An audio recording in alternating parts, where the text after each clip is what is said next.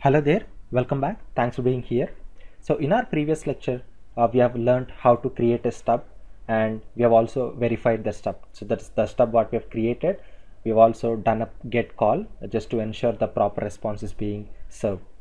So now in this lecture, we are going to see some other operations like how do we play around with the stubs. So before that, let me explain you the roadmap of the wire mocks, like what are the concepts that we are going to cover in our future lectures. So the creation of stub is already done, and next we see how to get a particular stub. So what is the endpoint that we should be invoking in order to get a particular stub, just to see what is the structure of the contract. And in order to understand like how many mappings are present and how many stubs are present to get the whole list in one single response, so we'll just learn how to do that. And we'll also see how to save stubs, because saving of stubs is very important when we are working with standalone server. Otherwise what happens whenever you stop the wiremock server, so the wiremock is gonna be reset, and then when you start it again you will lose all the stubs that we have created. Okay, I'll just explain you like how that works. And finally, how to delete the stub, like if at all you created a stub with wrong contract or with wrong field values, and you can find delete that. And later part we will also see how to do a pattern matching, like instead of sticking to the very hard coded URL, we'll also try to match with the regular expression, and then we set the priority, and also finally we'll learn how to proxying.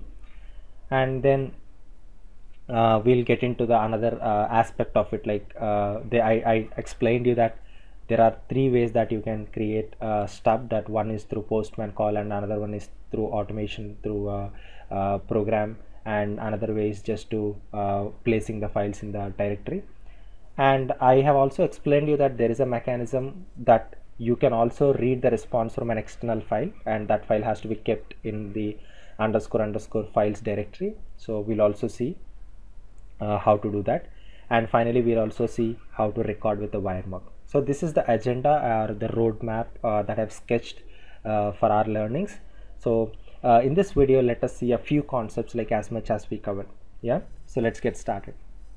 So in the previous lecture we have created a couple of requests in the postman. One is to create mapping. So we understood that this particular request is used to create a stub. So we are hitting an endpoint which is __admin/mappings. So what it is typically doing for us, we are performing a post call, and this contract is being stored in the mappings directory. And also when we hit send, we were thrown some stub ID and the stub details with a successful message saying that the stub was successfully created. And later what we have done, we have actually verified that the stub that we've created, we have validated by doing a get call to see whether the proper response is being fetched or not. So in this lecture we'll see like how to get a specific stub and all. So before that, I would like to show you that I have explained you that whatever the stub that we have created would be stored in mappings directory, but if I go to mappings directory, I don't have any file created because I have not saved. Yesterday I've created a stub, that is fact. However, I forgot to save it. I mean, I have not shown the saving operation, like how to do that. So what happens is that when you're shutting down the server, so wiremock is gonna reset, and when you restart again you tend to lose the stubs. It is the common behavior. So in order to keep the stubs alive, what we need to do, we need to ensure that we need to save all of them. And even when you stop the server and when you restart the server, so whatever it may be the case, you will still have the stubs placed in the mappings directory. Yeah, so now we are going to see like how the mapping folder would be filled in once we do a save operation, and we'll also learn other operation as we committed in this learning. So since we lost the mapping that we have created yesterday, so I'm gonna create it once again. So it is the same thing. So I have let me just create this priority field for now. I mean, I don't want to get you guys confused. So in this contract I have a request block and the response block. So I'm doing a get call for this endpoint student /1, and I'm expected to see a response which is status 200, and also the status message as OK, and this should be the body message. Yeah, so let me hit the send button.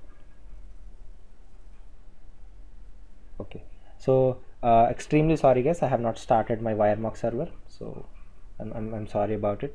So let me just open the command prompt and invoke my server -- port 8081.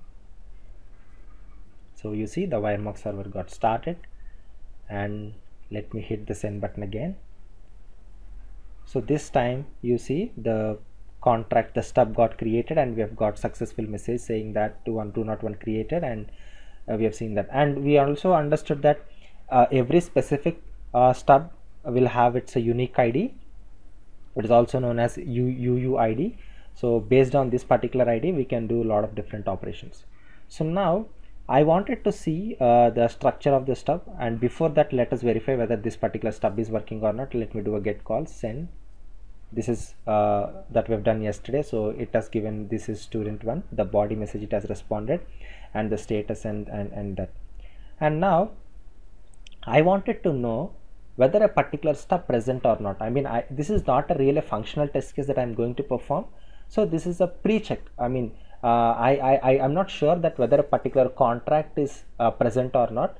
So in that case, I can essentially do two operations just to get the list of mappings that are there in the mappings folder. On the other hand, if I have the data of all the stub IDs, I can just go one by one and check whether any particular stub ID is doing the operation that I'm expecting.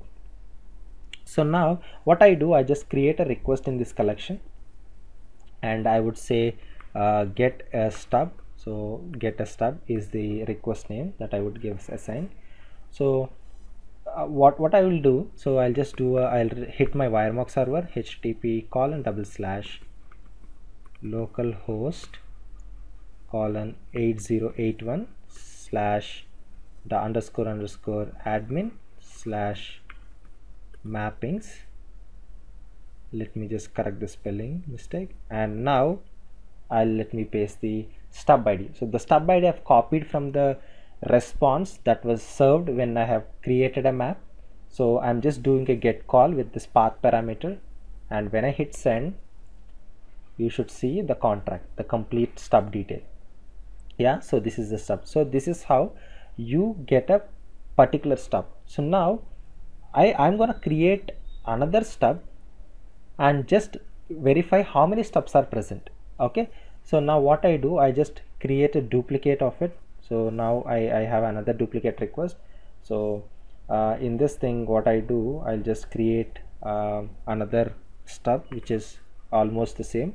I'm changing the URL as student2 and response as 2, and let me create. So I'm not doing any changes at this point in time.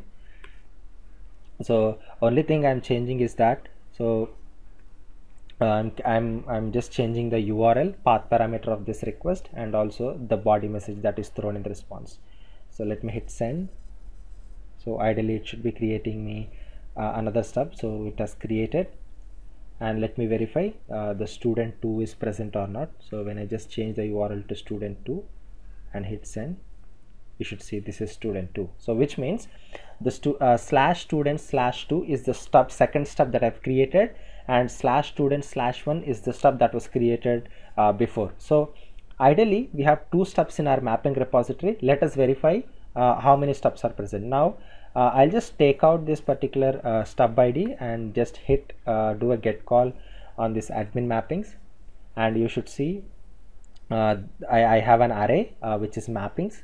So in that mapping you tend to see couple of IDs. Yeah, you see there is a field called total in the meta body, so which means I have two stubs created.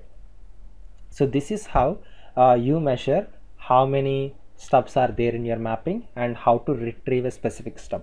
So though these are not a straight functional cases, but having this knowledge is really essential just to filter out or just to check what is there in your repository and how many more contracts that you are in need of.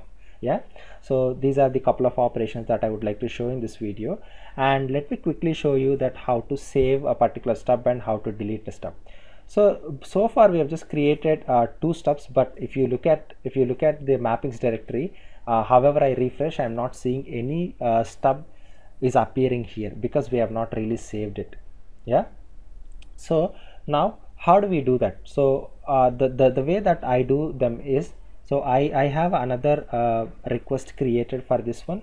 So I will name this as save all stubs, because with the help of save method we can just save all the stubs that are present in our mappings directory.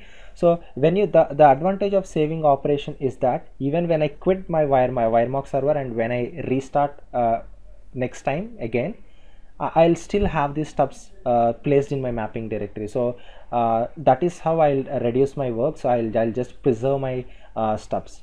So let me just call this URL again, http://localhost, and 8081 is my port number, and admin/mappings/save.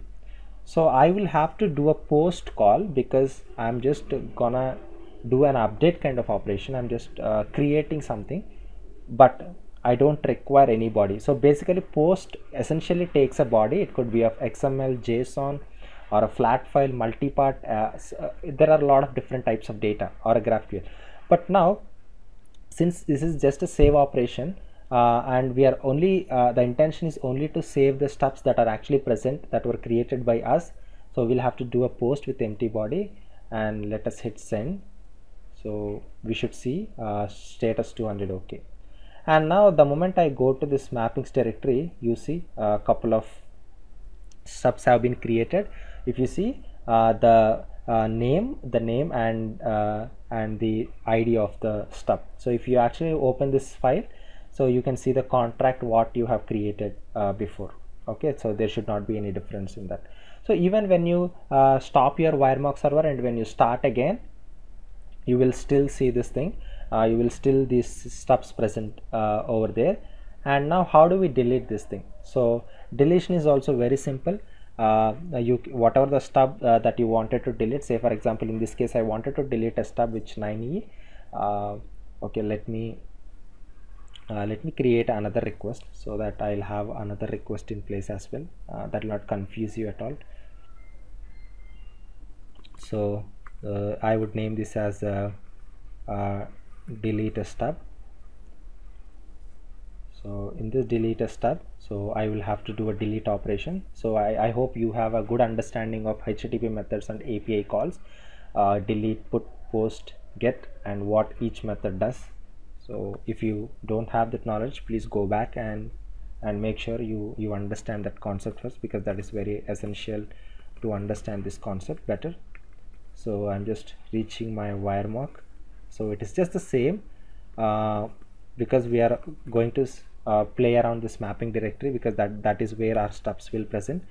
So and when you do a delete call for this particular ID, like I wanted to, so simple thing guys, like if I wanted to get, so I would just do a get operation. If I wanted to do, I would do a delete operation against the stub that I wanted to delete.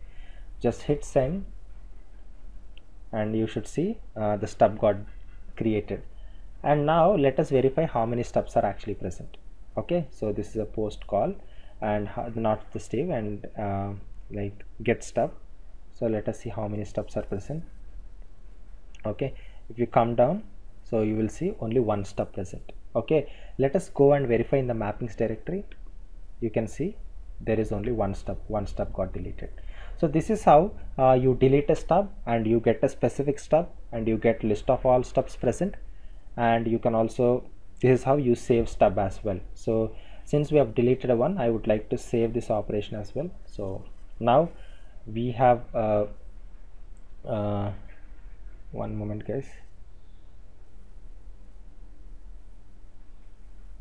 Okay, so I think just done a mistake.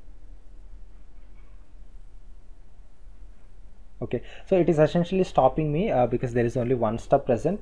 So but this is how you predominantly delete a stub and get a stub, and some of the basic operations. So in our next learning we'll see how to do a URL matching and also how to do proxy. So those are the couple of important things that I have for you in our upcoming learnings.